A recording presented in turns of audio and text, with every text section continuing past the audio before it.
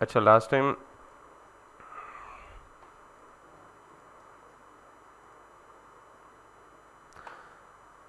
हमने basically CRUD operations complete कर लिए थे, और CRUD ऑपरेशंस के बाद CRUD ऑपरेशन के दौरान जो वैलिडेशन एरर्स, डुप्लीकेशन एरर्स, और यानी जो कॉमन टाइप ऑफ एरर्स हैं वो हमने डिस्कस कर लिए थे। और मोस्ट इंपॉर्टेंटली हमने एक अप्रोच डिस्कस की थी ग्लोबल एरर हैंडलिंग की, तो उसके बारे में हमने आखिरी दफ़ा डिस्कस किया था। और अगर आप देखें तो हमने एक फंक्शन लिखा है जो कि एरर हैंडलर, और तरीका वही इस्तेमाल किया जो एक्सप्रेस की डॉक्यूमेंटेशन खुद हमें रिकमेंड करती है। अब चूँकि हमने शुरू में कहा था कि हमने सर्वर की फ़ाइल को एज सिंपल एज रखना है, तो यहाँ ये मैसअप क्रिएट हो रहा है दोबारा, यानी काफ़ी ज़्यादा लाइंस ऑफ कोड्स हैं। तो हम क्या करते हैं, यहाँ से जैसे कंट्रोलर की लॉजिक हमने अलग लिखी, बिजनेस लॉजिक की राउट्स हमने अलग लिखे, इसी तरह हम एरर्स को या एरर हैंडलिंग को भी हम अलग से फ़ाइल में मूव करेंगे, ताकि हमारी सर्वर की फ़ाइल जो है वो नीट एंड क्लीन रहे। तो मैं यहाँ पे एक नया फ़ोल्डर बना लेता हूँ। चूँकि अब ये हमने पहला मिडलवेयर लिखा है जिसको हमने कस्टमाइज़ किया, या यूँ कह लें कस्टम मिडलवेयर लिखा है, तो मैं क्या कहूँगा, मैं इस सारे के सारे मिडलवेयर फंक्शन को उठा के एक सेपरेट फंक्शन में, चूँकि हमने अभी एक मिडलवेयर खुद लिखा है एरर हैंडलिंग मिडलवेयर, लेकिन हम इसके बाद बहुत सारे मिडलवेयर खुद लिखेंगे कस्टम फंक्शनैलिटीज़ के लिए। तो मैं अब क्या करता हूँ, रूट फोल्डर में जाके एक नया फोल्डर बना लेता हूँ जिसको मैं नाम देता हूँ मिडलवेयर, और इस मिडलवेयर के फंक्शन के अंदर यानी फोल्डर के अंदर मैं एक फ़ाइल बना लेता हूँ। चूँकि अब ज़ाहिर है मैंने कहा है जी कि हमने मल्टीपल मिडलवेयर्स बनाने हैं अपनी बैकएंड की ऐप को कस्टमाइज़ करने के लिए, तो अभी तक हमने एक मिडलवेयर बनाया, तो जो हम मिडलवेयर लिखेंगे वो हम मिडलवेयर के फोल्डर के अंदर रखेंगे। वही हमारा तरीका है जो है, हम चीज़ों को इंतहाई ऑर्गेनाइज तरीके से लेके चलना चाह रहे हैं। तो मैं यहाँ पे error.js लिखूँगा, या एरर मिडलवेयर फाइल को नाम कुछ भी दे सकते हैं, और इसके अंदर एग्जैक्टली वही चीज़ कॉपी कर लूँगा जो यहाँ से मैंने कट की है या अभी कट करने लगा हूँ। So what I need to do is कि यहाँ से मैंने कट किया एरर हैंडलिंग को, और इस एरर के अंदर आके यहाँ पे पेस्ट किया। अब चूँकि arrow function must have some name in it, तो मैं यहाँ से जाके इसको करूँगा कॉन्स्ट एक्सपोर्ट और error this one. I hope के एक्सपोर्ट जो है वो स्टार्ट में आता है, तो एक्सपोर्ट कॉन्स्ट एरर। अब एग्जैक्टली मतलब ये कोई ख़ास स्पेशल ये इधर भी रहे तो कोई इशू नहीं है, लेकिन हम जाहिर है अपने सर्वर के फाइल को जो है बिल्कुल नीट एंड क्लीन रखना चाह रहे हैं, तो मैं यहाँ पे जाके उस चीज़ को इंपोर्ट करूँगा। एरर है या एरर्स है, और इस एरर के मिडलवेयर को उठा के यहाँ पे आके लिख दूँगा, दैट्स इट। और अब अगर मैं यहाँ पे जाऊँ तो जस्ट एक चीज़ मुझे वेरीफाई करनी है कि इफ़ एवरीथिंग जो एरर हैंडल हमने किए थे वो चल रहे हैं या नहीं चल रहे। So instead of error we have better कि आप इसको एरर्स नाम दे दें, और यहाँ इस फाइल को भी, चूँकि एक एरर तो नहीं होगा ऑब्वियसली, या एरर मिडलवेयर नाम दे दें तो फिर भी ठीक है, ये ज़्यादा बेहतर है। हाँ जी, रिकॉर्डिंग हो रही। सो मैं इसको एरर के बजाय एरर मिडलवेयर कर देता हूँ। यहाँ भी आके मैं इसको एरर, ओके यस, और इसको भी मैं कर देता हूँ जी एरर मिडलवेयर। यहाँ से ये एक्सपोर्ट होके जहाँ जाएगा वहाँ भी मैं इसको कर देता हूँ एरर मिडलवेयर, और इसको यहाँ भी मैं कह देता हूँ error middleware, just to make sure कि ये वर्क कर रहा है। ये जस्ट मैं इसको क्लीन कर रहा हूँ, बिकॉज आज का हमारा जो मेन टॉपिक है या मेन एजेंडा है वो अपने इसी बैकएंड को, जितना कुछ अब तक हमने बना लिया, इसको फ्रंट एंड के साथ कनेक्ट करना, और फिर जब बैकएंड का कोई रिसोर्स कंप्लीट करेंगे उसको फ्रंट एंड के साथ लिंक करके चेक करते रहेंगे, ताकि हमारा प्रोजेक्ट जो है वो आहिस्ता आहिस्ता उसकी कोई शेप या कोई शक्ल नज़र आना शुरू हो जाए। जस्ट एक दफ़ा मैं चेक करूँगा किसी भी पर्टिकुलर एंड पॉइंट को हिट करके कि मेरा एरर हैंडलिंग ठीक काम कर रही है, यानी कुछ ब्रेक तो नहीं किया मैंने। So I will just be checking it by creating an intentional error, और let's see if it hits और नॉट। या प्लीज़ प्रोवाइड द टाइटल, इसका मतलब हमारा एरर हैंडलर जो मिडलवेयर है वो ठीक काम कर रहा है। एक और बात जो कि मुझे आगे चल के बतानी है, तो ज़ाहिर है मैं अभी बता रहा हूँ क्योंकि मैं सारी अप्रोचेस को क्लीन कर रहा हूँ। अरबाब माइक म्यूट कर दें, आपकी शोर आ रहा है।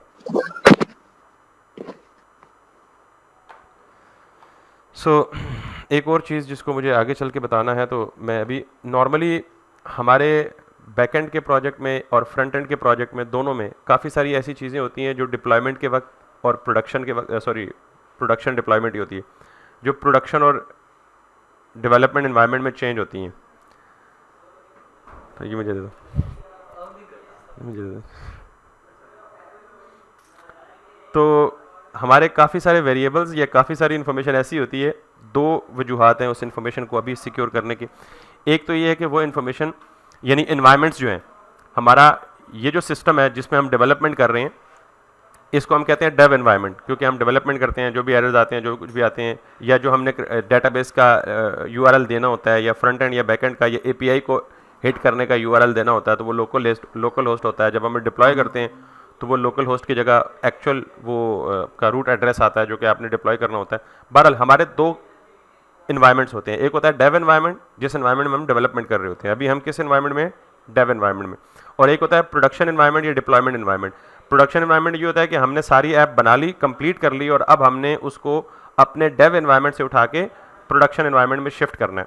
तो उस शिफ्टिंग को स्मूथ या उस ट्रांजिशन को स्मूथ बनाने के लिए हम ये करते हैं कि जितनी चीज़ों ने चेंज होना होता है डेव एनवायरनमेंट में और प्रोडक्शन एनवायरनमेंट में, जिन जिन चीज़ों ने चेंज होना होता है, हम उनकी मैनेजमेंट के लिए एक सेंट्रलाइज्ड फाइल बनाते हैं, और ऐसे तमाम वेरिएबल्स या ऐसा तमाम डाटा जो डेव एनवायरनमेंट में और प्रोडक्शन एनवायरनमेंट में चेंज होता है, हम उसको एक सेंट्रलाइज्ड लोकेशन में रखते हैं, ताकि जब हम इसी डेव एनवायरनमेंट को प्रोडक्शन में स्विच करें तो हमें सिर्फ उसी फाइल एक में जाके चेंज करना पड़े, बजाय इसके कि हम हर फाइल में, मिसाल के तौर पे हम एक पर्टिकुलर एपीआई एंड पॉइंट को हिट कर रहे हैं, अब हो सकता है वही एपीआई कोई आपकी 10-12 जगह इस्तेमाल हुई और डिफरेंट फाइल्स के अंदर जाके, तो अगर हमने उसमें कहीं हार्ड कोड यूआरएल दिया हुआ है, जैसे लोकल होस्ट कॉलन 3000 दिया हुआ है, तो जितनी दफ़ा कहीं एपीआई कॉल होगी पूरी ऐप में, उतनी दफ़ा हमें वो लोकल होस्ट 3000 मैनुअली लिखना पड़ेगा। एक हल तो इसका ये है कि जैसे हम प्रॉक्सी लगा लें, जैसे अक्सर करते हैं आप प्रॉक्सी, जैसे आपने किया भी है लास्ट टाइम। दूसरा हल ये भी है, इवन प्रॉक्सी लगाने के बावजूद भी कुछ एनवायरनमेंट वेरिएबल्स ऐसे होते हैं जिनको हमें सेंट्रलाइज्ड किसी एक सेपरेट जगह पे स्टोर करना या होस्ट करना ज़रूरी होता है। मैं ज़रा बता दूं तो फिर उसकी इंपॉर्टेंस भी आपको खुद ही अंदाज़ा हो जाएगा। तो हम एक नई फाइल बनाएंगे और इस फाइल को नॉर्मली हम कहते हैं .env। अच्छा, .env यानी ये एक ख़ास फाइल है जिसको हम नाम कोई नहीं देते। जिस तरह गिट इग्नोर था ना, कि हमने गिट हब पे कोई भी चीज़ पुश करने से रोकनी थी या इग्नोर करनी थी, तो हम उसकी एंट्री कहाँ डाल देते थे, गिट इग्नोर में डाल देते थे। और गिट इग्नोर में देखें फाइल का नाम कुछ भी नहीं है, सिर्फ उसकी एक्सटेंशन क्या है, .git ignore। बिल्कुल उसी तरह जितने भी हमारी एप्लीकेशन में एनवायरनमेंट वेरिएबल्स होंगे, एनवायरनमेंट वेरिएबल्स क्या होते हैं, मैंने आपको एक्सप्लेन करने की कोशिश की है कि हमारे जब भी हम ऐप डेवलप करते हैं तो दो किस्म के एनवायरनमेंट्स होते हैं। पहला एनवायरनमेंट वो होता है कि डेव एनवायरनमेंट, यानी पूरे डेवलपमेंट लाइफ साइकिल में जिस एनवायरनमेंट में हम रहते हैं वो डेव एनवायरनमेंट होता है। और जब हम इसे प्रोडक्शन एनवायरनमेंट में या डिप्लॉय करते हैं तो हम डेव एनवायरनमेंट को चेंज करके सारा कुछ जो है वो प्रोडक्शन क्रेडेंशियल्स देते हैं। तो वो सारे के सारे क्रेडेंशियल्स हम यहाँ एनवायरनमेंट वेरिएबल में सेव, एनवायरनमेंट की फाइल में सेव करेंगे। जो भी .env फाइल होगी हम हमेशा फ्रंट एंड में भी और बैक एंड में भी अपना सेंसिटिव डाटा env फाइल में रखेंगे, और फिर इस env को गिट हब में जाके हम यहाँ पे इग्नोर कर देंगे .env, क्योंकि हम ये कह चुके हैं कि हमारी जितनी भी सेंसिटिव इन्फॉर्मेशन होगी उस सेंसिटिव इन्फॉर्मेशन को हमने किधर रखना है, .env फाइल में। And we don't want .env file to be published publicly to the GitHub in order to avoid any potential break और पोटेंशियल अटैक। तो पहली बात तो यह कि मैंने जितनी भी सेंसिटिव इन्फॉर्मेशन है वो किधर रखी है, .env में रखूंगा भी। और दूसरी बात, .env की एंट्री मैंने किधर डाल दी है, .git ignore में, ताकि ये पुश ना हो। अभी तक हमारे पास जो इस प्रोजेक्ट की इन्फॉर्मेशन है ना, वो कोई इतनी ज़्यादा नहीं है। सिर्फ अगर आप कन्फिग में जाएं तो कन्फिग में देखें, ये जो डेटाबेस का URI है ना, ये डेव एनवायरनमेंट में और प्रोडक्शन एनवायरनमेंट में डिफरेंट होगा। क्योंकि डेव एनवायरनमेंट में क्या है, 127.0.0.1.27017, ये तो हमारे लोकल होस्ट का एड्रेस है। जब हम यही एप्लीकेशन रिमोट होस्ट पे पब्लिश करेंगे तो फिर हम मैनुअली यहाँ आके हमें क्या करना पड़ेगा, इस जो लोकल URI है इसको रिप्लेस करना पड़ेगा किससे, प्रोडक्शन URI से।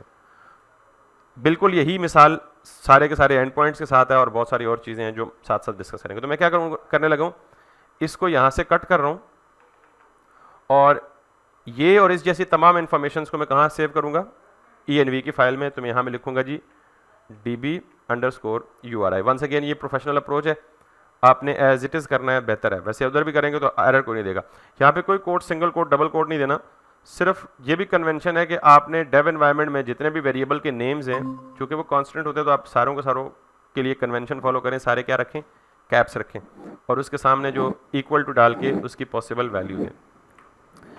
अब ये एक चीज़ यहाँ हो चुकी है। दूसरी चीज़ हमें जो चाहिए वो, अगर आप सर्वर पे जाएं तो नॉर्मली ये जो पोर्ट 8000 है, ये आपने लोकल होस्ट की पोर्ट 8000 रखी है। हो सकता है आप इसको जब डिप्लॉय करें तो पोर्ट 8000 अवेलेबल ही ना हो, तो ये भी आपको पोटेंशियली चेंज करनी पड़ सकती है डेव एनवायरनमेंट में और प्रोडक्शन एनवायरनमेंट में। तो आप इस पोर्ट को भी यहाँ से उठा दें, गायब कर दें, और .env में आके सिंपली सर्वर पोर्ट, और सर्वर पोर्ट में आप जाके क्या रखें, सॉरी ये क्या हो गया,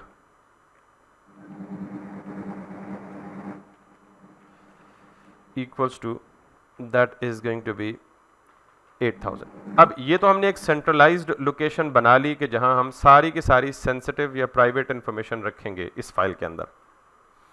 अब सवाल यह है कि इस फाइल को बाकी जगहों से या बाकी प्लेसेस से कनेक्ट कैसे किया जाए, यानी हम कैसे ये DB_URI की वैल्यू पिक करके यहाँ डालें और सर्वर पोर्ट की वैल्यू को पिक करके यहाँ पे डालें। तो इसके लिए हमें एक पैकेज की ज़रूरत पड़ती है, and that is called as .env। तो अब आपने जब भी नहीं बल्कि हर प्रोजेक्ट में आपकी .env की फाइल होनी चाहिए, चाहे वो फ्रंट एंड का प्रोजेक्ट है और चाहे वो बैक एंड का प्रोजेक्ट है, और आपकी जितनी भी सेंसिटिव इन्फॉर्मेशन होगी वो सारी की सारी .env में होगी, और .env फाइल को गिट इग्नोर में उसकी एंट्री होगी ताकि वो गिटहब पे पब्लिश ना हो। अगर आपका प्रोजेक्ट कोई एक्सेस कर भी ले तो उसके पास वो इन्फॉर्मेशन या क्रेडेंशियल्स नहीं होंगे जब तक, मतलब अगर आप खुद शेयर करना चाहें तो वो एक अलग से बात है, but that's how it works actually. तो ये बेसिकली अगर आप .env में आएंगे तो ये अपनी डॉक्यूमेंटेशन में सारी चीज़ें एक्सप्लेन भी कर रहा है, और ये बिल्कुल वही है जो मैंने एक्सप्लेन की हैं। So if you are all set in fact whatever I discussed, so you can skip reading this documentation. So मैं npm install .env का पैकेज यहाँ से उठा रहा हूँ, and I am coming back to my server, और यहाँ आके .env को इंस्टॉल कर रहा हूँ। जब तक ये इंस्टॉल होता, अब वापस जाएं इसकी डॉक्यूमेंटेशन में, और आपको पता है कि ये रिक्वायर वाला सिंटैक्स जो है वो क्या था, ES5 का था। We don't have to do this, rather we have to use this one, और यूजिंग ES6। तो ES6 में हमें क्या करना है, import.env/config। मैं इसको उठा के कॉपी करूँगा, एंड देन जिस फाइल में, आई रिपीट, जिस फाइल में आपने .env के वेरिएबल्स को एक्सेस करना है, आप उस फाइल में आके ये करेंगे import.env config। और अब जब आप ये काम करेंगे तो आपको यहाँ पे एक चीज़ अवेलेबल हो जाएगी, प्रोसेस .env पोर्ट।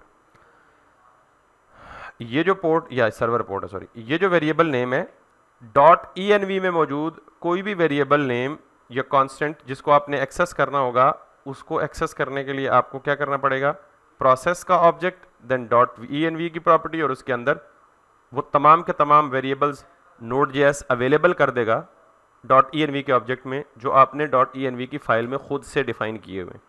ठीक, so this is done by the Node.js itself, because ये प्रोसेस का जो ऑब्जेक्ट है ये Node.js का ऑब्जेक्ट है। तो प्रोसेस के ऑब्जेक्ट के अंदर एक प्रॉपर्टी है .env, और .env में Node.js खुद से तमाम के तमाम वेरिएबल्स को अवेलेबल कर देगा जो हमने .env की फाइल में लिखे होंगे, and that's why I am accessing it. process.env.server port, ये जो सर्वर पोर्ट है ये वेरिएबल यहाँ से आ रहा है। Make sense? अब मैं इसको सेव कर रहा हूँ, और एक और एरर एक जगह पे है जहाँ पे हमने डेटाबेस की वो नहीं दी हुई कनेक्शन स्ट्रिंग। तो यहाँ भी हम क्या करेंगे, वही काम, चूँकि हमें यहाँ भी .env के वेरिएबल्स को एक्सेस करना है, तो मैं पहले क्या करूँगा, यहाँ पे जाके इसको इंपोर्ट करूँगा .env को, एंड देन मैं यहाँ पे जाके वही काम करूँगा, process .env .db underscore URI. Now if I hit, अगर मुझे सब कुछ मैंने ठीक किया है, कोई और गलती नहीं की, तो then my server should run and everything should go as expected. ठीक है, तो अब हमने एटलीस्ट ये किया कि हम जब भी कोई सेंसिटिव इन्फॉर्मेशन या कोई ऐसी इन्फॉर्मेशन जो डिफरेंट हमारी ऐप में डिफरेंट जगहों पे यूज़ हो रही है और उसमें चांसेस हैं कि it can actually vary in the dev environment and in the production environment, तो उस चीज़ को उठा के हम कहाँ रखेंगे, .env की फाइल में. और फिर .env की फाइल में ग्लोबली आप अपनी ऐप में एक्सेस करने के लिए .env पैकेज का सहारा लेंगे. .env पैकेज का सहारा लेके जब उसे आप इंपोर्ट करेंगे तो Node.js का जो प्रोसेस का ऑब्जेक्ट है उसके अंदर जो एनवायरनमेंट की प्रॉपर्टी है, Node.js सारे के सारे .env के वेरिएबल्स को उठा के या कॉन्स्टेंट्स को उठा के .env में अवेलेबल कर देगा और आप उसको कहीं से भी पूरी ऐप में कहीं से भी प्रोसेस के ऑब्जेक्ट के थ्रू एक्सेस कर सकते हैं. ये बात क्लियर होगी सबको? अच्छा, ये तो थी थोड़ी सी जिसे कहते हैं ना मेकअप, या मेकअप तो नहीं कह सकते, क्लीनलीनेस, जो कि हमारे प्रोजेक्ट में थोड़ी सी चीज़ें थी जो पहले डिस्कस होनी चाहिए थी, लेकिन ज़ाहिर है मैंने इंटेंशनली पहले डिस्कस नहीं की बिकॉज अदरवाइज आप बाकी सारी चीज़ों में भी कंफ्यूज हो सकते थे. तो अब इसके बाद हमारा जो मेजर एजेंडा है आज का, वो है हमने अपनी इस बैकएंड की ऐप को फ्रंट एंड की ऐप के साथ लिंक करना है या कनेक्ट करना है. एज आई सेड, इस काम के लिए एक तो ये तरीका था या हल था कि मैं पूरा का पूरा फ्रंट एंड भी आपके सामने खुद बनाऊं. अब हमने फ्रंट एंड एक डमी ऐप का फ्रंट एंड बना के आपको सारे कॉन्सेप्ट समझा दिए.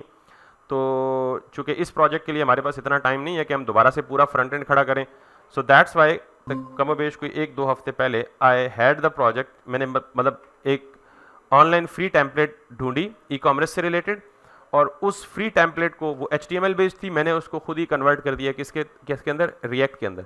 तो अभी जो हम स्टार्ट करेंगे वो, अगर आपको ये चाहिए और आपको ये एक्सेस करनी है सिमिलर चीज़, तो आप मेरी गिटहब रेपो पे आके इसको डाउनलोड कर सकते हैं. It's free. So let me show you how can you do this. If I go and right it multi, ये दो आप सर्च कीजिएगा, multishop.html, या मैं लिंक भी शेयर कर दूंगा. अगर आप multishop HTML में आएंगे तो ये जो टेम्पलेट है ये इंटरनेट से फ्रीली डाउनलोडेबल है. मैंने भी इंटरनेट से डाउनलोड की है. Don't forget to give them credit जिसने ये बनाई है. अगर आप इसकी रीडमी में जाएं तो ये आपको ये लिंक है जहाँ से ये मैंने डाउनलोड किया है. ठीक है, htmlcodex.com online shop website template.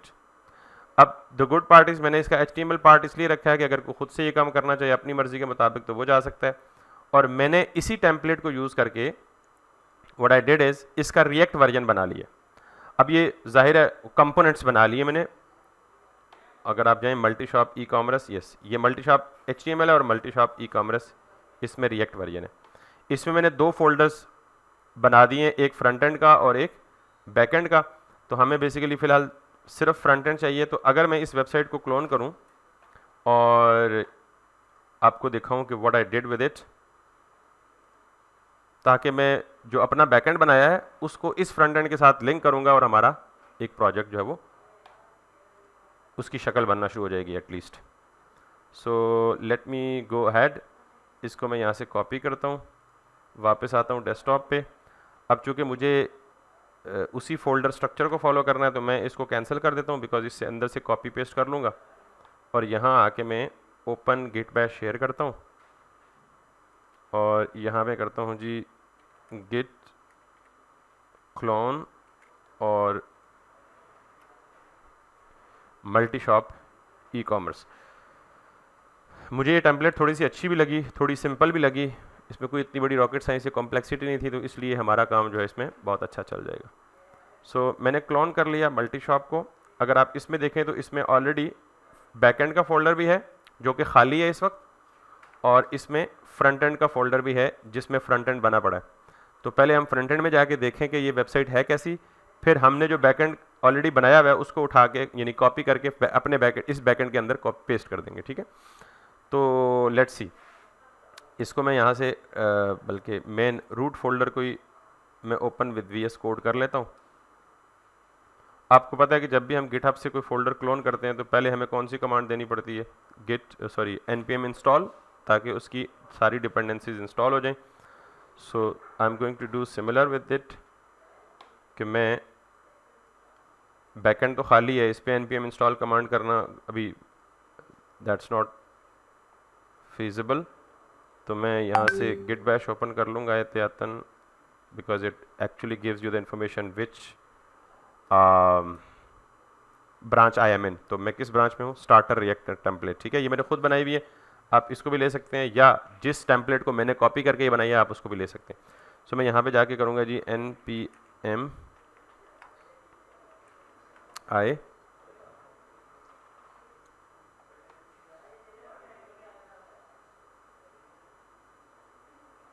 And it give me an error, no such file और डायरेक्टरी ओपन। अच्छा, चूँकि ये जो मल्टी शॉप ई कॉमर्स है ना, इसके अंदर एक फ्रंट एंड का फोल्डर है, I need to run that command inside the front end folder instead of the root folder. तो अब देख लें कि मेरे ये कमांड रूट फोल्डर में चलाने का हल ही हुआ कि उसने पैकेज जेसन की एक फ़ाइल बना दी extra, I don't need that, let me delete it and let me move to in front. इस तरह का जब भी एरर आए तो आप समझ जाया करें कि आप राइट फोल्डर में नहीं हैं। So now if I run npm i, it will take couple of minutes.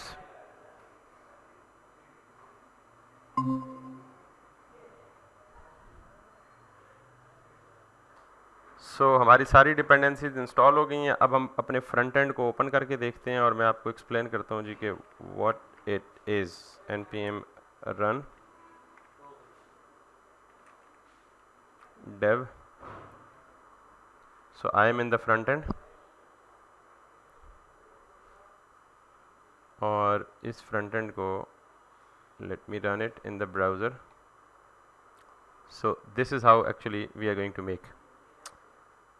So we have these categories in here. Categories के आगे सब कैटेगरीज भी हो सकती हैं, that's something we will decide कि हम सब कैटेगरीज को हैंडल करेंगे या नहीं करेंगे। ग्लोबल सर्च भी है इसमें, और अगर आप बाकी मज़ीद चीज़ों में जाएं तो ये इसके कोई बैनर शैनर्स, इनको भी हम देख लेंगे कैसे कस्टमाइज़ करना है। ये special offers with discounts, importantly ये कैटेगरीज हैं सारी, जिस कैटेगरी पे क्लिक करेंगे आप उसी कैटेगरी के प्रोडक्ट्स आप आ जाएंगे। और ये इंडिविजुअल प्रोडक्ट्स हैं जिनमें ये कुछ फीचर्स भी हैं कंपेयर पे लाइक के और आई मीन प्रोसेस के एंड देन सर्च वगैरह के। फिर आप अगर मज़ीद इसमें से किसी कैटेगरी पे क्लिक करेंगे तो ज़ाहिर है वो आगे की चीज़ हमने खुद इंप्लीमेंट करनी है कि हम उस पर्टिकुलर कैटेगरी से रिलेटेड सारे प्रोडक्ट नए पेज पे जाएंगे। अगर आप किसी इंडिविजुअल को ऐड टू कार्ट करेंगे तो मतलब ये स्टैटिक डिज़ाइन है, इसमें कोई ऐड टू कार्ट सेट कुछ भी फंक्शनल नहीं है, वो सारा कुछ हमने खुद करना है। सिर्फ डिज़ाइन वाइज ये कॉम्प्लेक्स था, हमारा टाइम एक्स्ट्रा लग सकता था, तो मैंने कहा जी डिज़ाइन हम खुद पहले से बना के रख लेते हैं। और अगर मैं यहाँ पे जाऊँ, ये इसका एक पेज है, अगर मैं शॉप के पेज पे जाऊँ तो यहाँ पे ये बाय डिफ़ॉल्ट फ़िलहाल सिर्फ डिफरेंट शॉप, क्योंकि इस पर राउटिंग भी इम्प्लीमेंट नहीं हुई हुई, बिहाइंड द सीन पेज सारे बने हुए।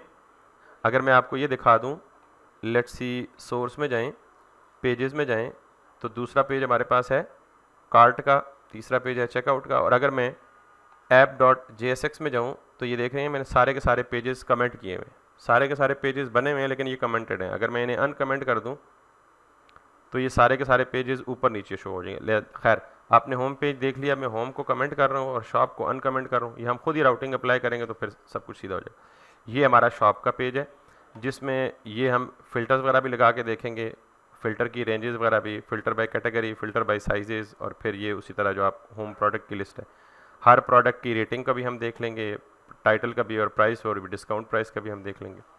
इसके अलावा फिर तीसरा पेज, जब आप किसी एक इंडिविजुअल प्रोडक्ट पे क्लिक करेंगे तो प्रोडक्ट डिटेल पे मूव कर जाएंगे, और अगर प्रोडक्ट डिटेल पे मूव करेंगे तो यहाँ हमारे पास इस तरह का स्लाइडर होगा। एक प्रोडक्ट की मल्टीपल इमेजेस अगर आएंगी तो प्रोडक्ट की डिस्क्रिप्शन आएगी, रिव्यूज़ आएंगे, साइज़ की वेरिएशंस आएंगी, कलर की वेरिएशंस, और then again cart increment decrement, और देन इसकी डिस्क्रिप्शन आएगी, इन्फॉर्मेशन आएगी और रिव्यूज़। और ख़ुद कस्टमर जो है वो रिव्यू देना चाहे किसी पर्टिकुलर प्रोडक्ट को तो यहाँ के अगर वो लॉगिन होगा तो वो रिव्यू भी दे पाएगा।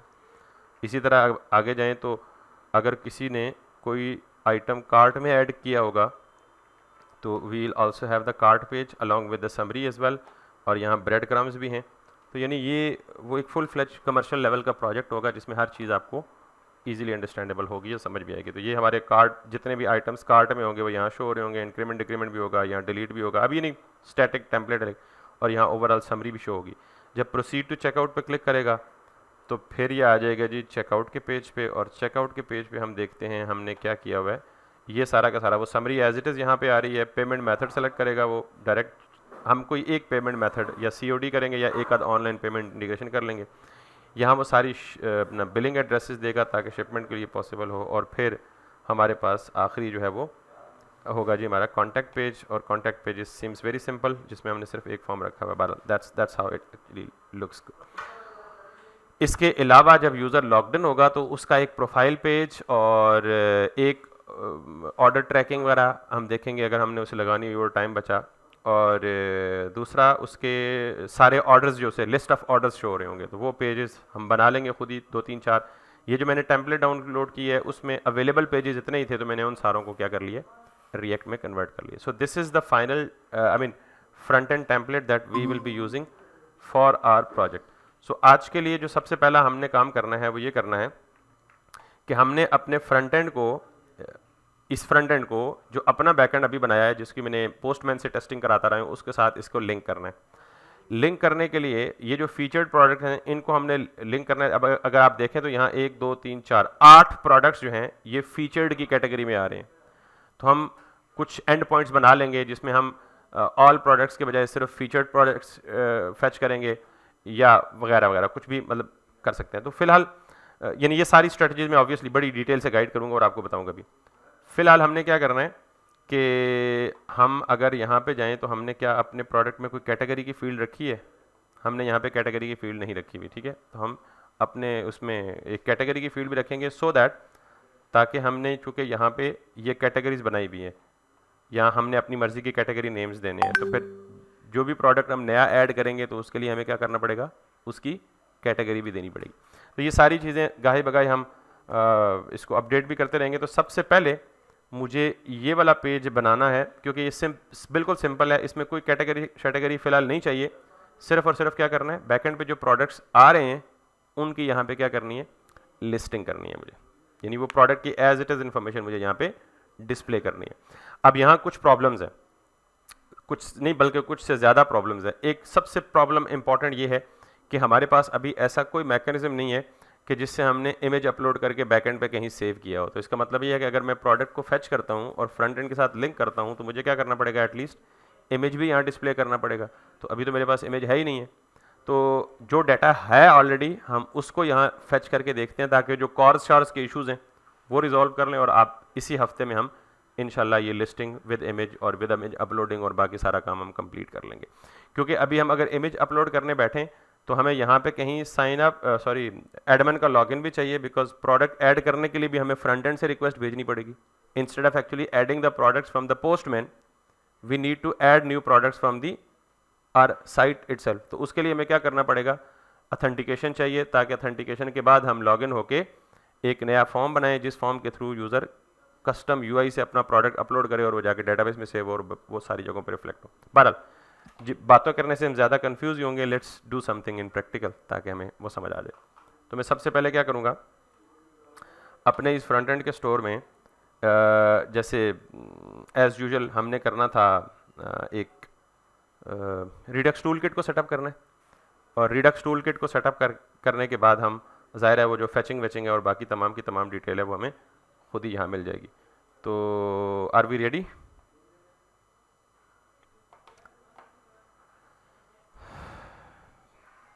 सबसे पहले मैं सोर्स के फोल्डर में जाऊंगा और यहाँ पे मैं बनाऊंगा जी, लेट्स सी रिडक्स।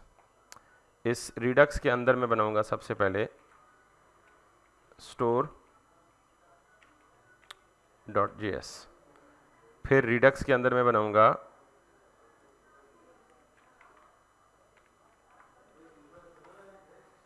फीचर्स, और इस फीचर्स के अंदर क्या बनाऊंगा, प्रोडक्ट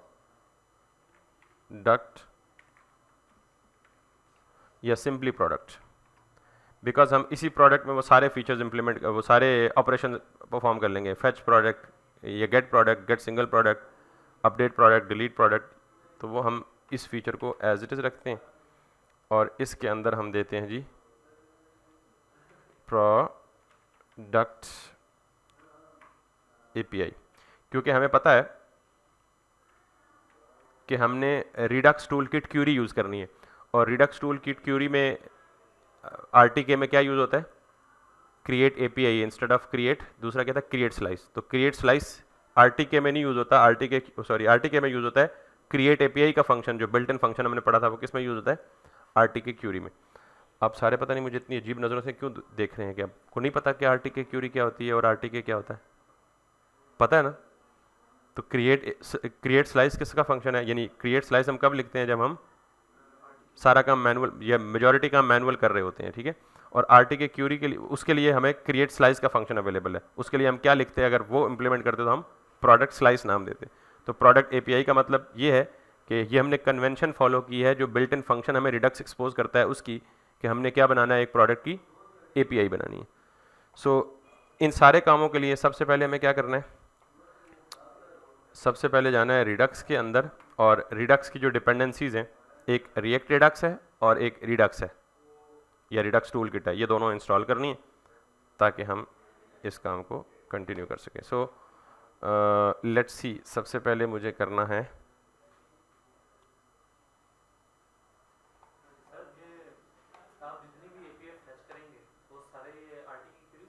जी बिल्कुल, डाटा फेचिंग जो है ना वो RTK क्यूरी से करेंगे। हाँ, इसके अलावा जो सपोर्टिंग फीचर्स हैं या बाकी ऐप की लोकल स्टेट मैनेजमेंट है, उसके लिए हम स्लाइसेस यूज़ कर सकते हैं, यानी it would be a mix of both.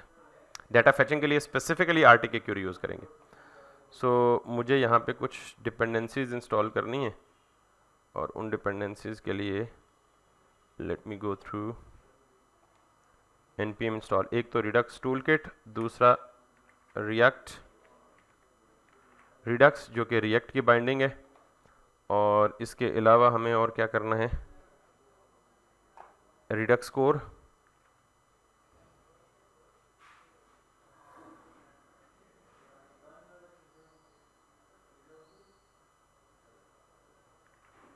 ये रिडक्स कोड आई थिंक खुद ही इंस्टॉल हो जाएगा इसके साथ ही। फिर हमें आना है स्टोर सेटअप पे, और यहाँ से जाके हमें आसान यही है कि हम,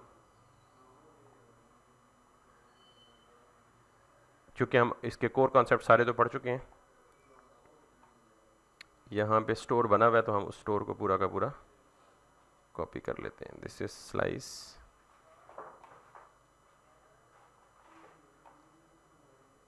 यूजिंग रिडक्स में यहाँ एक एग्जांपल थी जिसमें वो पूरा का पूरा पढ़ा हुआ था, इफ एनीबडी रिमेंबर दैट।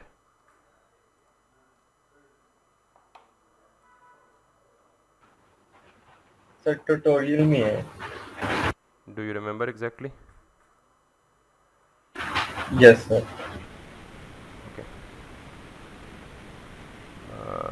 ये बेसिकली ट्यूटोरियल की ही नेविगेशन है, so we should be good to go.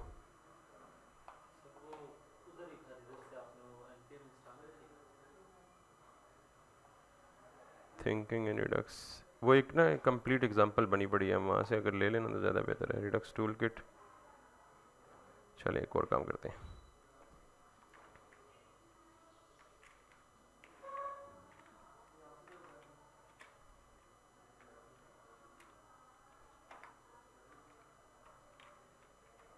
Redux tool kit query example sir quick start में है, क्विक स्टार्ट में। ओके, अगर आप में से किसी को मिल गया तो मुझे लिंक शेयर कर दें चैट में, मैं उसको देख लेता हूँ।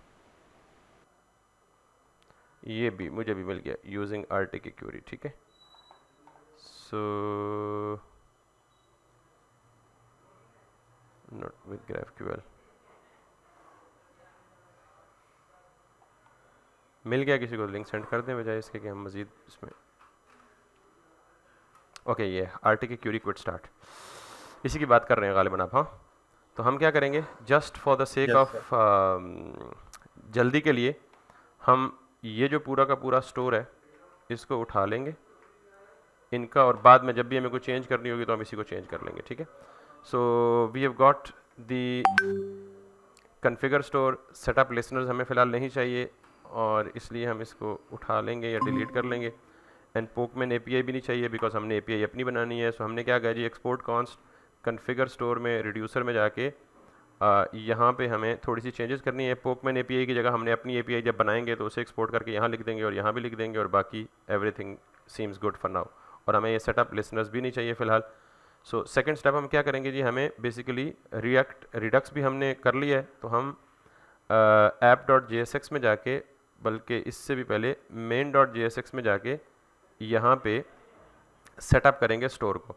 So what we have to do is कि हमें, आई बिलीव अगर किसी को ये मसला है इस फ्लो में तो मुझे बताइएगा, मैं उसे एक्सप्लेन कर दूंगा, अदरवाइज मैं एक्सप्लेन नहीं कर रहा बिकॉज मैं बहुत ज़्यादा डिटेल में ये रिडक्स जो है वो डिस्कस कर चुका हूँ, if you agree with me. तो देन मुझे ये चाहिए जी प्रोवाइडर, और then what we need to do, यहाँ पे जाके ये हमें चाहिए प्रोवाइडर, और प्रोवाइडर ये स्टोर का एक लेता है। अब इसमें हमने स्टोर पास करना है, तो let's import our store, import store from our own store। ये भी सारा अवेलेबल हो गया, इसकी रिक्वायरमेंट्स पूरी हो गई। अब यहाँ पे आए तो ये पोकमैन एपीआई हमारे पास नहीं है, तो एपीआई के लिए हम क्या करेंगे, पोकमैन की जगह अपनी प्रोडक्ट की एपीआई बनाएंगे, ठीक है। सो इसने हमें ये भी बताया हुआ है, टाइम बचाने के लिए हम ये भी कर सकते हैं। Let's explain, let's see. अच्छा, ये टाइप स्क्रिप्ट की एग्जांपल सेट हुई थी, तो लेट्स सी टाइप स्क्रिप्ट में आप कंफ्यूज ना हो, इसने टाइप्स तो नहीं दी हुई कहीं भी, फ़िलहाल कहीं नहीं दी हुई, ठीक है, दैट्स गुड। सो ये है जी हमारा configure store, we have already done this, और ये है हमारी Pokemon API. So we will not be using Pokemon API, but we will be using similar way of creating our own API. So store को save कर दें और यहाँ पे जाएं और इसको यहाँ से हटा दें। ये दो फंक्शंस, क्रिएट एपीआई जो मैं अभी बात कर रहा था, इसी वजह से हमने प्रोडक्ट एपीआई इसका नाम रखा था। क्रिएट एपीआई का बिल्ट इन फंक्शन है जिसकी मदद से हम अपनी एपीआई बनाएंगे, और यहाँ पे पोकमैन एपीआई की जगह हम क्या करेंगे जी, प्रोडक्ट एपीआई करेंगे। फिर यहाँ पे इसको हम करेंगे व्हाट, इसको हम करेंगे जी लोकल होस्ट कॉलन, और लोकल होस्ट किस पोर्ट पे चल रहा है हमारा, बैकएंड वाला 8000 पे। सो लेट्स सी 8000 स्लैश, सब के साथ एक चीज़ तो चले, इसको फ़िलहाल यहीं पे रखें। और उसके बाद हमें क्या करना है जी, एंड पॉइंट पे बिल्डर भी है, बिल्डर डॉट क्यूरी भी है, और ये पोकमैन की जगह हमारा बैकएंड क्या है, हम उसका एंड पॉइंट यहाँ पे देंगे, ठीक है। सो गेट पोकमैन बाय आईडी के बजाय हम सबसे पहला मेथड क्या करेंगे, गेट ऑल प्रोडक्ट्स, और इसको कोई आर्गुमेंट नहीं चाहिए, ये क्यूरी होगा, म्यूटेशन नहीं होगा, और उसके लिए जो एंड पॉइंट है हमारा वो क्या था, स्लैश DUCTS प्रोडक्ट्स। अब हमें नहीं पता हमारे एंड पॉइंट्स क्या हैं और बैकएंड पे हम किस एग्जैक्टली चीज़ को हिट करेंगे, तो उसके लिए हम क्या करेंगे, पहले अपना बैकएंड का जो स्टफ़ है, अपना जो अलग फोल्डर में था उसको उठा के अपने इसी फोल्डर में मूव कर लेंगे, ताकि हम एक्चुअली उन एपीआई के एंड पॉइंट्स को आइडेंटिफाई करके उनको हिट कर सकें। लेकिन उससे पहले ये नेमिंग सारी चेंज कर लेते हैं। यहाँ क्या होगा, यूज़ गेट पोकमैन की जगह यूज़ गेट ऑल प्रोडक्ट्स, और यहाँ ये पोकमैन एपीआई की जगह यही वाला नाम यूज़ करेंगे यहाँ पे भी, और यही वाला नाम यूज़ करेंगे यहाँ पे भी। So we don't need comments, ठीक हो गया। यहाँ तक हमारी प्रोडक्ट की बड़ी सिंपल सी एपीआई जो है वो क्रिएट हुई है। अभी सिर्फ एक एंड पॉइंट रेडी हुआ है, गेट ऑल प्रोडक्ट्स क्यूरी, ठीक हो गया। तो अब हम क्या करते हैं, थोड़ी सी माइग्रेशन करते हैं। मैं इसको मिनिमाइज़ कर रहा हूँ, इसको भी मिनिमाइज़ कर रहा हूँ, और इसको भी मिनिमाइज़, एंड इसको रहने देता हूँ, बिकॉज अब हमें जो चीज़ मूव करनी है, let me see again, multi shop. अब हमारा ये फोल्डर होगा आज के बाद, ठीक है। इसमें देखें रूट फोल्डर में 3 चीज़ें बन चुकी हैं, नोड मॉड्यूल्स, पैकेज जेसन। ये क्यों बनी है, जो मैंने गलती से npm i कमांड रन कर दी थी रूट फोल्डर में, हालांकि रूट फोल्डर में रन नहीं होनी चाहिए थी। तो मैं इसको भी डिलीट कर रहा हूँ, इसको भी डिलीट कर रहा हूँ, और इसको भी डिलीट कर रहा हूँ, बिकॉज हमने जितने भी नोड मॉड्यूल्स के फोल्डर्स हैं और पैकेज जेसन है वो या तो फ्रंट एंड के फोल्डर में होनी चाहिए या किधर होनी चाहिए, बैक एंड के फोल्डर में। रूट फोल्डर में वी डोंट नीड एनीथिंग, तो फ्रंट एंड के फोल्डर में ऑलरेडी है, नोड मॉड्यूल्स भी है, पैकेज जेसन भी है, और बैक एंड में चूँकि ये पैकेज जेसन पहले की मौजूद है, लेकिन हमने क्या करना है, इसको डिलीट करना है। रीज़न बीइंग कि हमने अपना जो दूसरा बैकएंड का ऑलरेडी सारा प्रोजेक्ट बनाया हुआ है उसको उठा के यहाँ पे शिफ्ट करना है। सो let me open this up, और यहाँ पे ये जितनी भी फाइलें हैं, अब देखें ये गिट मुझे यहाँ से कॉपी नहीं करना, क्यों? क्योंकि वो फोल्डर ऑलरेडी गिट का फोल्डर है, क्योंकि मैंने इसे क्लोन किया है। सो आई होप कि ये बेसिक जो छोटी मोटी कन्फिग्रेशंस हैं ये आप ऑलरेडी अंडरस्टैंडेबल होंगी आपके लिए। अगर मैं यहाँ जाऊँ तो ये मेरा रूट का फोल्डर ऑलरेडी गिट फोल्डर है, तो नेस्टेड फोल्डर को गिट होने की ज़रूरत नहीं है, क्योंकि जब मैं गिट पुश करूँगा तो ये फ्रंट एंड और बैक एंड दोनों फोल्डर्स क्या हो जाएंगे, मेरे पब्लिश होंगे या अप होंगे। So that's why I don't need to do that. मुझे सिर्फ क्या करना पड़ेगा, ये सारी चीज़ें कॉपी करनी पड़ेंगी एक्सक्लूडिंग गिट। तो मैं यहाँ से कॉपी करूँगा, कट नहीं कर रहा बिकॉज ताकि हम ये गलत कुछ ना चले या कुछ, तो रेफरेंस के लिए वो बैकअप कॉपी के तौर पे मौजूद होना चाहिए। तो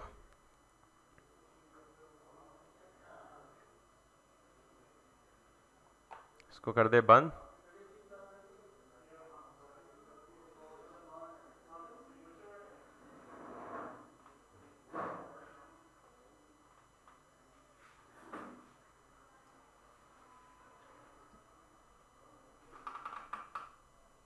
दैट्स इट।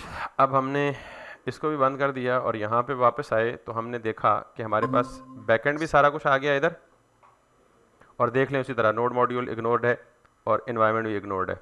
और अगर आप फ्रंट एंड पे जाएंगे तो फ्रंट एंड में भी देखें नोड मॉड्यूल इग्नोर्ड है और फ्रंट एंड में .env अभी हमने बनाई नहीं है। फ्रंट एंड की .env अलग हो सकती है, क्योंकि ऐसा मुमकिन है कि हम फ्रंट एंड को अलग होस्ट करें और बैक एंड को अलग होस्ट करें। सो दैट्स वाई वो हम क्रिएट कर लेंगे जब ज़रूरत पड़ेगी। तो अब हमने ये देखना है कि बैक एंड पे हमारे पास गेट ऑल प्रोडक्ट्स के लिए एंड पॉइंट कौन सा है। तो सबसे पहले यहाँ जाएं, आप ये देख लें कि आपके तमाम के तमाम एंड पॉइंट्स के साथ के राउट में API ज़रूर आता है, यानी लोकल होस्ट :8000/API और उसके बाद आपका पाथ शुरू होता है। ठीक है, सो मैं यहाँ पे जाके फ्रंट एंड में क्या करूँगा, ये चीज़ मैं देखना चाह रहा था कि फ्रंट एंड में जाके प्रोडक्ट API में जाएं और /API सब के साथ आता है। ठीक, उसके बाद यहाँ पे क्या /API के बाद वापस जाएं बैकएंड पे और बैकएंड के राउट्स में जाके ये चेक कर लें कि आपका गेट ऑल प्रोडक्ट के लिए क्या है /API/products। तो मैं यहाँ पे आया तो यहाँ पे मैंने क्या दिया /API, तो ये पहले ही हो गया /products। तो इसका मतलब है this and point is perfectly valid for my case. So now अब हमने करना ये है कि चूंकि ये सिर्फ अभी एक API एंड पॉइंट बनाया, लेकिन इस एक API एंड पॉइंट को हम यूज़ करके देखते हैं इफ़ इट वर्क्स, क्योंकि एक एरर आएगा और फिर मैं उस एरर को समझाऊंगा और हमारा टाइम खत्म हो जाएगा।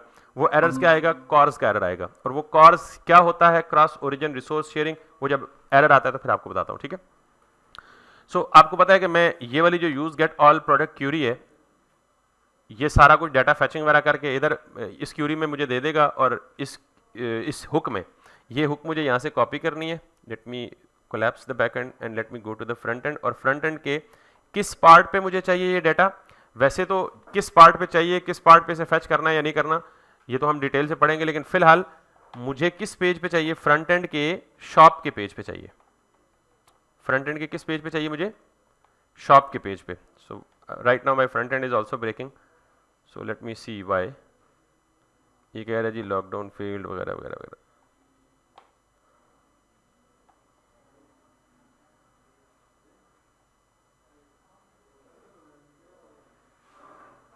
ओके, इसका मत React Redux is it installed, वो कह रहा है जी रिएक्ट डॉम इसको रिक्वायर्ड है और वो उसको नहीं मिल पा रहा आपके रिडक्स को। तो हम इन एरर्स को भी देख लेते हैं, पहले हम एटलीस्ट ये काम तो पूरा कर लें। तो मैं जाऊंगा फ्रंट एंड में पेजेस के फोल्डर में, और पेजेस के फोल्डर में हमने किस फोल्डर में डिसाइड किया था डाटा फैच करना, शॉप के फोल्डर में। और शॉप के फोल्डर में जब आते हैं तो शॉप के फोल्डर में भी बहुत सारी चीज़ें हैं, टॉप बार है, नेव बार है, ब्रेड क्रम है, शॉप लिस्ट है और फुटर है। तो हमने कहाँ जाना है, बेसिकली शॉप लिस्ट में जाना है, या आप उधर ही कर लें शॉप में और एज अ प्रॉप आगे पास कर दें, या इधर आ जाएं शॉप में तो शॉप लिस्ट में आ जाए। मैंने कहा बाद में हम मूव कर लेंगे जहाँ हमें डाटा चाहिए होगा। ठीक है, आज का ज़्यादातर लेक्चर हमारा किससे रिलेटेड था, बेसिकली प्लानिंग से रिलेटेड था, हम क्या करेंगे क्या नहीं करेंगे, और फ्रंट एंड को सेटअप करने से रिलेटेड था। लेकिन चूंकि ज़ाहिर हम टेस्ट भी करना है और कोर्स का इशू एटलीस्ट डिस्कस कर लें, ताकि हम कल सारे इशूज़ ऑलरेडी फेस कर चुके हैं और हम आगे चल सकें। तो मैं ये कहूँगा जी कि ये हमारे पास बिल्ट इन फंक्शन है यूज़ गेट ऑल क्यूरी का। तो मैं इसे इंपोर्ट कर लेता हूँ, import use get all products query, ये हो गया। और ये हमें आपको पता है कि क्या देगा, बोलते भी जाए ना साथ साथ, मुझे पता चले। ये हमें देगा इज लोडिंग, ये हमें देगा डेटा, या ये हमें दे सकता है एरर। ठीक। सो नाउ सबसे पहले तो हम इस प्रोडक्ट को रिजॉल्व करते हैं, इश्यूज़ को रिजॉल्व करते हैं।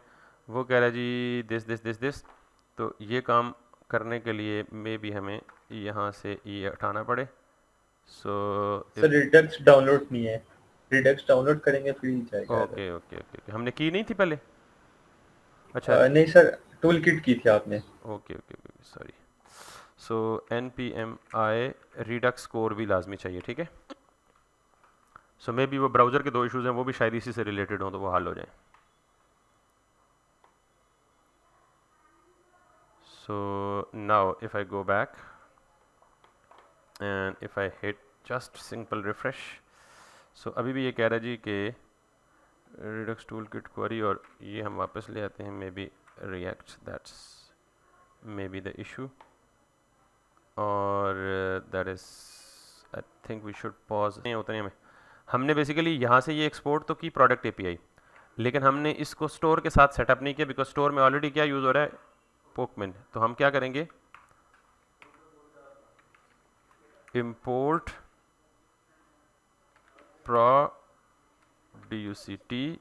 product API, और फिर हम इसको यूज़ करेंगे जी दिस, और यहाँ पे भी, यहाँ पे भी, यहाँ पे भी, and if it still gives an error, तो हम क्या करेंगे, आपको पता है कि जब हमने मॉड्यूल से कॉमन JS से मॉड्यूल्स JS में से किया था, तो हमने कहा था हमें नहीं, बल्कि इसमें तो हमने सर नहीं किया, रिकॉर्डिंग ऑन डालना है। रिकॉर्डिंग ऑन है ऑलरेडी, रिकॉर्डिंग ऑन।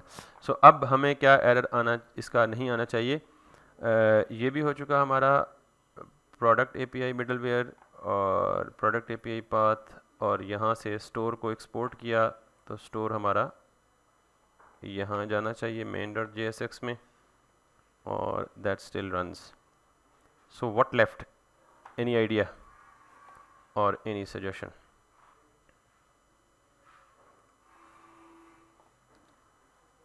ठीक ठीक ठीक ठीक ठीक ठीक ठीक ठीक ठीक ठीक ठीक ठीक ठीक। ओके, अगर आपके जहन में कोई सजेशन नहीं है तो हमें खुद ही हरकत करनी पड़ेगी। मैं इसको कमेंट कर रहा हूँ, इस पर वापस आऊँगा बाद में। शॉप के साथ हमारा ताल्लुक़ नहीं रहा, इसको भी बंद कर दें, इसके साथ भी बंद कर दें। हम बेसिक स्टोर पहले सेटअप कर लेते हैं, उसको एरर फ्री कर लेते हैं, फिर हम आगे चलेंगे। So let's see if it runs simply और नॉट। अब ये कह रहा है जी कि Redux JS toolkit, okay okay okay okay, मुझे याद करिएगा जब हम दोबारा वो करेंगे। लेट्स सी, इसको हम दोबारा कर लेते हैं इंस्टॉल, बल्कि हम पैकेज जेसन में देख लेते हैं। ओह, व्हाट्स हैपनिंग हियर?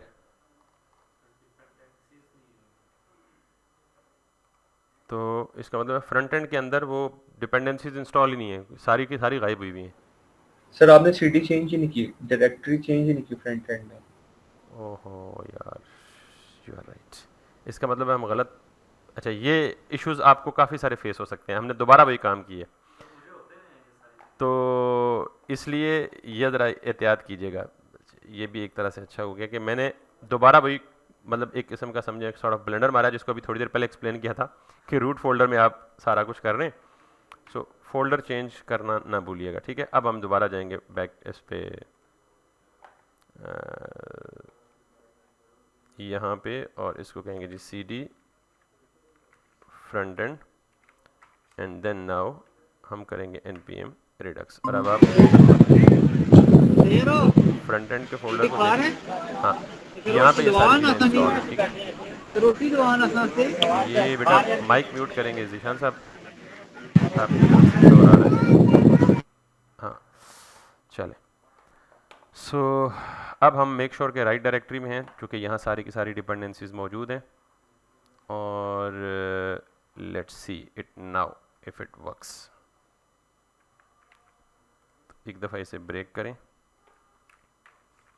और इसको दोबारा npm run dev करें and C if it works. Excuse me sir, hello. तो हमारा ये जो इशू है डिपेंडेंसीज का, इसको हम रिजॉल्व कर लेते हैं। मेक श्योर कि आप फ्रंट एंड की डायरेक्टरी में हैं और npmi ये कर रहे हैं और रिएक्ट। तो आप देख लें कि जितना मर्जी कॉम्प्लेक्स एरर हो आप रिवर्स इंजीनियरिंग कर दें। मैंने सारा कुछ मिटा के पहले किधर गया हूं, उसकी बेसिक स्टोर सेटअप को।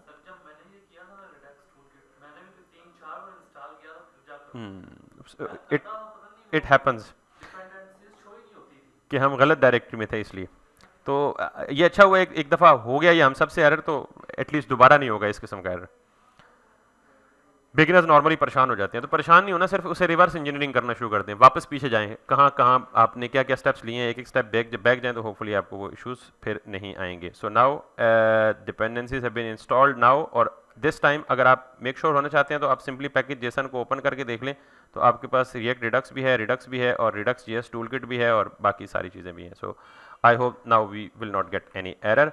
सो अब आप अगर यहाँ जाएंगे, इसको एक दफ़ा इस प्रोसेस को ब्रेक करके दोबारा रन करें ताकि वो जो नई डिपेंडेंसीज लिस्ट है उनको रीड कर पाए। और अब अगर कोई एरर नहीं आएगा तो इसका मतलब हमारा स्टोर जो है वो सेटअप हो चुका होगा successfully, and that's it, no error. और हम 5173 पोर्ट पे इसको रन कर रहे हैं एंड लेट्स सी कि if we have still any error. So there is no error, ठीक है। सो अब इसका मतलब हमारा स्टोर भी सेटअप हो चुका है, ठीक। और स्टोर सेटअप हो चुका है तो अब हम जाएंगे स्टोर पे, स्टोर को कर देंगे क्लोज और मेन को भी क्लोज कर देंगे, और हम वापस जाएंगे अपने पेजेस में शॉप पे और शॉप लिस्ट पे, और हम इसको दोबारा क्या कर देंगे, अनकमेंट कर देंगे। And now if we see कि if there is any error, there is no error, तो हम अब क्या करेंगे, अगर कोई एरर नहीं है तो जो रिडक्स स्टोर है उसमें क्या आना चाहिए, बेसिकली जो भी प्रोडक्ट्स हमारे पास हैं 3 4 5 जितने भी हमने अपने डेटाबेस में ऐड किए हैं, and this time we should be able to get those products from our own database, and there he goes rejected. तो इसका मतलब ये है कि हम कोई ना कोई, यानी हमारा रिडक्स सक्सेसफुल है, हमें डेटा फेच करने में इशू है। और डेटा फेच करने में क्या इशू है, ये वो एरर है जिसके बारे में मैं जिक्र कर रहा था कि हमें आएगा, लाजमी आएगा, और वो एरर है जी हमारा this one. So URL scheme local host is not supported, तो मे बी के खाली लोकल होस्ट के बजाय हमें यहाँ क्या करना पड़े। ये वो एरर नहीं है अभी जिसका मैं डिस्कस कर रहा था, वो भी आएगा। ये है हमारा फीचर में प्रोडक्ट API में, और इसको आप बोल दें http:/this। तो ये जो एरर है ये में भी इससे रिलेटेड होगा, ठीक है। सो अब वो एरर चला गया। सो अब एरर आएगा जी, this is something like that, और इसका मतलब हमारी URL जो है वो करेक्ट बन रही है, localhost:8000/API/products, ठीक है। और इस API को नॉर्मली मैं एक्सपेक्ट कर रहा था कि हमें कॉर्स का एरर यहाँ पे आएगा, ठीक है। So if it is not coming, let us see how.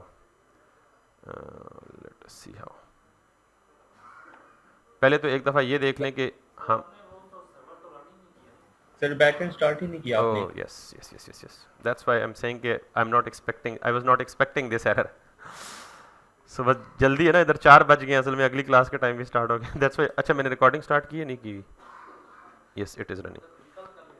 अभी आखिरी काम ये तो कर लेते हैं ना, मैं जिस काम के लिए लांजा खोला है सारा उसको तो क्लोज कर लेते हैं, 2 मिनट लगेंगे। अगर 2 से ज़्यादा लगे तो मैं छोड़ दूंगा, फिर कल कर लेंगे। सो हम बैकएंड पे जाते हैं, यानी ये एक इंस्टेंस पे मेरा फ्रंट एंड चल रहा है, दूसरे इंस्टेंस पे मैं क्या करता हूँ, फ्रंट एंड से बाहर आता हूँ और बैक एंड पे चला जाता हूँ, BACKEND, और बैक एंड को कर लेता हूँ जी npm start। बस थोड़ा सा आपका आंखें और दिमाग दोनों खुला होना चाहिए ये करते हुए अदरवाइज आप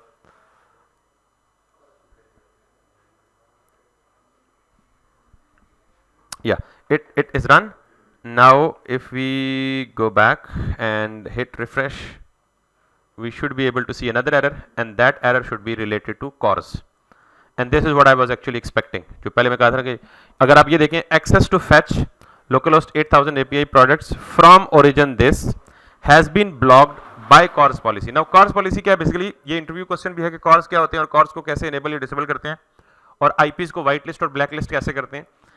तो ये उसका जवाब है, by for the security reasons browser का ये बिल्ट इन फीचर है कि वो किसी भी क्रॉस ओरिजिन रिक्वेस्ट को ब्लॉक कर देता है। अब ये क्रॉस ओरिजिन क्या है, देखें मैं किसको हिट कर रहा हूं, लोकल होस्ट 8000, और कहां से हिट कर रहा हूं, लोकल होस्ट 5173। अगर ये दोनों सेम होते, यानी रिक्वेस्ट करने वाला और जिसको रिक्वेस्ट की जा रही है दोनों सेम होते, तो उसको हमने कहना था ये क्या है, सेम ओरिजिन। यानी जो रिक्वेस्ट कर रहा है और जिसको रिक्वेस्ट की जा रही है दोनों का ओरिजिन क्या है, सेम है। तो फॉर सिक्योरिटी रीजंस अगर ओरिजिन सेम ना हो तो सर्वर क्या कर देता है, रिक्वेस्ट को ब्लॉक कर देता है। वो समझता है यार कि ये कहीं एक्सटर्नल कोई रिक्वेस्ट है जो कि आपके सर्वर को हिट कर रही है and it might be the threat for your server. तो इसलिए ये कॉर्स आता है, और कॉर्स का मतलब ये क्रॉस ओरिजिन रिसोर्स शेयरिंग। एक मैंने आपको कहा है सेम ओरिजिन और एक क्या है, क्रॉस ओरिजिन। जो सेम ओरिजिन नहीं है वो क्या है, बेसिकली क्रॉस रीजन है। तो सर्वर सिक्योरिटी रीजन से ब्राउजर बल्कि जो भी ऐसी रिक्वेस्ट है जो दो क्रॉस रीजन में हो रही हो तो उनको क्या कर देता है, ब्लॉक कर देता है। ये कॉर्स हम अपने सर्वर पे, हमारे पास इख्तियार होता है कि हम कॉर्स को इनेबल कर दें, ग्लोबली इनेबल कर दें कि कोई भी रिक्वेस्ट है सर्वर को कोई तकलीफ नहीं होनी चाहिए, उसको रिस्पॉन्ड कर दे, तो फिर सर्वर सारी रिक्वेस्ट को क्या कर लेगा, अलाउ कर देगा। या फिर हम कोई मखसूस यूआरएल्स या मखसूस एपीआईज को ब्लॉक कर सकते हैं और किसी मखसूस एपीआई को अनब्लॉक कर सकते हैं सर्वर पे जाके। तो फिर क्या होगा, सिर्फ जिस एपीआई को हमने अलाउ किया हुआ या व्हाइट लिस्ट किया हुआ है वही रिक्वेस्ट कर सकेगा, कोई दूसरी चीज एक्सेस या रिक्वेस्ट नहीं कर सकेगी। ये बेसिकली छोटी सी फिलॉसफी है कॉर्स की। हम इस कॉर्स के एरर, यानी हम वहां तक पहुंच गए हैं जिस एरर तक हम पहुंचना चाहते थे, तो अब इस कॉर्स के एरर को हम कल रिजॉल्व करके इंशाल्लाह कल ही आगे कंटिन्यू करेंगे। आई होप सो कि इंशाल्लाह ये मैं इसे पुश कर देता हूँ ताकि हम नेक्स्ट टाइम जब स्टार्ट करें तो यहीं से स्टार्ट करें। बैक एंड भी स्टार्ट होना चाहिए आपका, फ्रंट एंड भी स्टार्ट होना चाहिए, तब ये जो है वो चलेगा। So we will start from resolving CORS error to actually getting the product, fetching it and displaying it on the page, और फिर विल मूव अहेड। किसी को कोई सवाल है यहाँ तक तो पूछ ले।